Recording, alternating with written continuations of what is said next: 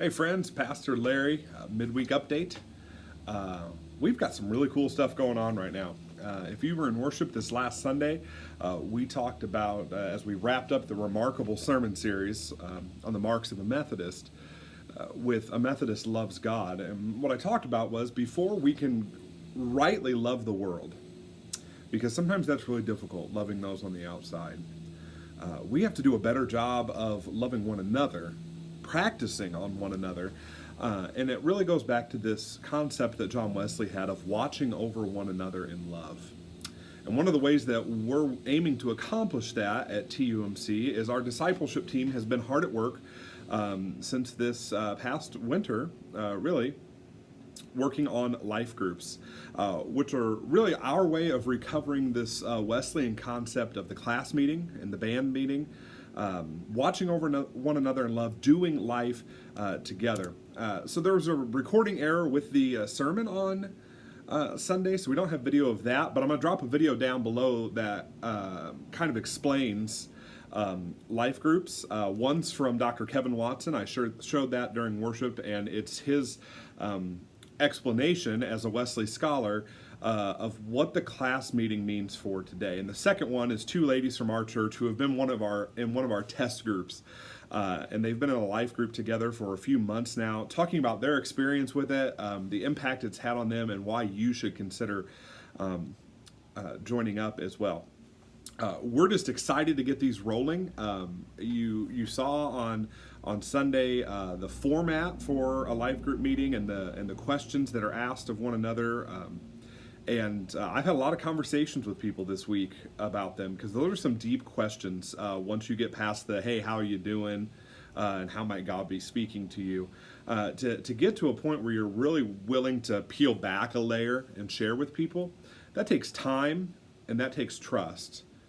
And what you're going to hear us say all throughout this process is what I said on Sunday: time plus trust equals transformation. And we believe that. When my group started, that I'm a part of, that I've been a part of for a decade now, we couldn't have gotten to all of those questions. Now we could. Time plus trust equals transformation. So if you're interested in being a part of one of these life groups, these groups that do life together, whether you've got an existing group and you want to add these question components, these transformation questions, to your existing group, or you want to be a part of starting a new group, we want you to let us know that. There's a sign-up sheet at the Connection Center. If you're interested in coordinating a group, what we're calling a life group guide, we're not going to throw you to the wolves. Pastor Kathy has a great training based on the class meeting book that I talked about on Sunday to explain how this whole process works. If you're just interested in being a part of a group, there's a sign-up sheet for that as well. And we're just really excited to see what God does with this. We've seen a lot of possibilities already this week for grouping people together based on affinities, based on life circumstances like age, or whether they have kids at home, grouping couples together and doing a life group together to strengthen marriage and strengthen your relationship with Christ as a couple. The possibilities are really endless, and we're really excited about that. So watch the video, take some time to pray about it, ask us questions if you need to, and sign up. We are starting a new sermon series this week. We finished the remarkable series, The Marks of a Methodist, and we're going to do a book survey this time. We did this a while ago. It was called Intersections, and we just walked through the book of 1 Thessalonians. This time, we're going to walk through the message and the life of the prophet Jeremiah. And this is one of the most important Old Testament books. By word count, it's the longest book in the Bible. And we're just going to take a look at the situation in which Jeremiah was doing his ministry. And you'll learn that we see a lot more of the personal life of Jeremiah than we do any of the other prophets. And we see his inner struggle a lot in this book. And we're going to talk about when times are rough for us, or when we're weary, when we're ready to throw in the towel, how the message of Jeremiah and his life encourages us to continue to have faith, to keep the faith, even in tough times. So that's going to kick off this Sunday. I'm really excited about that series. Next, we've got volleyball in the park. This is something that's going to be coming up on Saturday, September 14th at Cullinan Park. We don't have a start time yet because that's going to depend on how many teams they are. These are teams of four, and it's a tournament, sand volleyball tournament. We're going to have food out there, some other fun, whatever, and it's all a fundraiser to help with some equipment and resources that'll be used for our youth and children's programs that'll happen in the new Family Life Center. Things that aren't necessarily included in our budgeting right now. So if you know some people, you want to put together a volleyball team, you can contact Kate Berry. I'm going to drop the information about that below too, and her contact information as well. This next coming Wednesday, September 11th, at long last, The Well is going to be kicking off. This is our new Wednesday night worship experience. Way back when I first became your pastor, it seems like a long time ago now, doesn't it? I did a listening tour.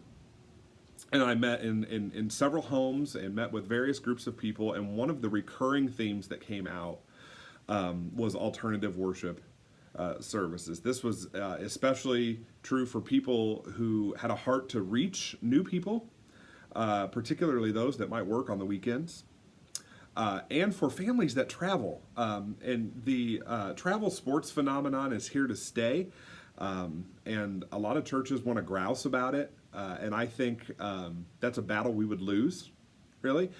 So we can embrace what's going on with that and just find new ways to stay plugged in with those families. And I heard that from those families that they travel for tournaments on weekends and stuff, really all year long. And having another opportunity to worship would be great. So we test drove this during Lent last year, and it just went great. People who come on Sunday mornings were still turning around and coming on Wednesday. It was great to have a midweek worship opportunity. We saw some new faces. So we're going to be launching this again called The Well, because we want to drink deeply of the living water that Jesus has for us. So it starts Wednesday, September 11th at 6 o'clock. It's a very laid-back, informal service. We'll have some great music, a conversational message, and we'll celebrate Holy Communion together weekly. For this fall, starting September 11th, all the way through the start of Advent, our sermon series for The Well is going to be called Rediscovering Jesus. And we're simply going to be walking through the Gospel of John and looking at different attributes of Jesus. Sometimes we know a lot about Jesus and we can stand to learn something new.